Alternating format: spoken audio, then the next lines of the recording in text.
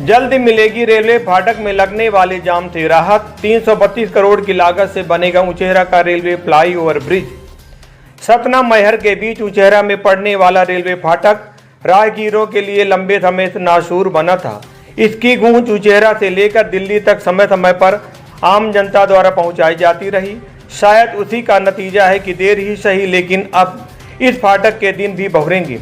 जहां घंटों लगने वाले जाम के झाम से राहत मिलने के आसार इस बात को लेकर दिखाई दे रहे हैं कि सतना सांसद गणेश सिंह ने 332 करोड़ की लागत से जल्द ही उचेहरा रेलवे फ्लाईओवर ब्रिज जो 4 लेन बनेगा, इसकी घोषणा रेलवे ब्रिज के पास ही उचेहरा विश्राम गृह में आयोजित कार्यक्रम में की गई थी।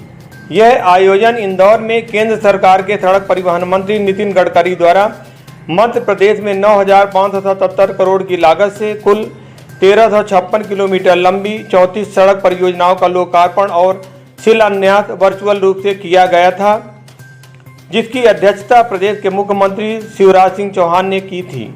उसी वर्चुअल आयोजन में सांसद द्वारा उचेहरा में रेलवे फाटक में लगने वाले जाम को दूर करने की घोषणा की थी।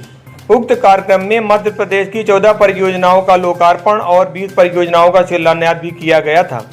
इनमें सतना जिले की सड़क परियोजना सतना मैहर खंड के 2 लेन सड़क निर्माण का शिलान्यास भी शामिल है।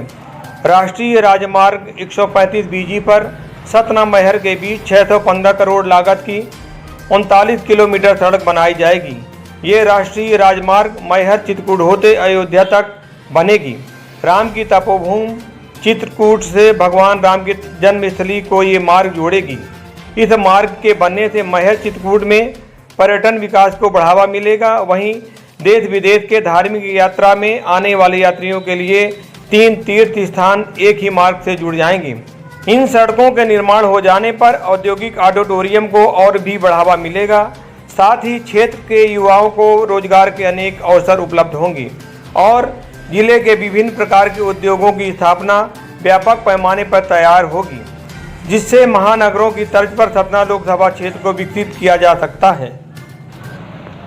आए दिन यहाँ जाम लगा रहता है। उचेहरा फाटक में स्थिति ये है कि यदि कोई बीमार है तो एम्बुलेंस के लिए भी करीब उसको 1 घंटे रुकना पड़ जाता है। जब तक यहाँ कई घटनाएं हो चुकी हैं, लोग यहाँ आपस में भिड़ जाते हैं। एक को ना कोई ट्रैफिक की व्यवस्था है, ना कोई यहाँ पुलिस रहती है। ये रेलवे की व्यवस्था है कि रेलवे यहाँ पब्लिक के लिए कोई व्यवस्था बनाए जिससे किसी को दिक्कत ना हो। उचेहरा क्षेत्र नहीं, पूरे जिले भर के लोगों के लिए बहुत बड़ी उपलब्धि है।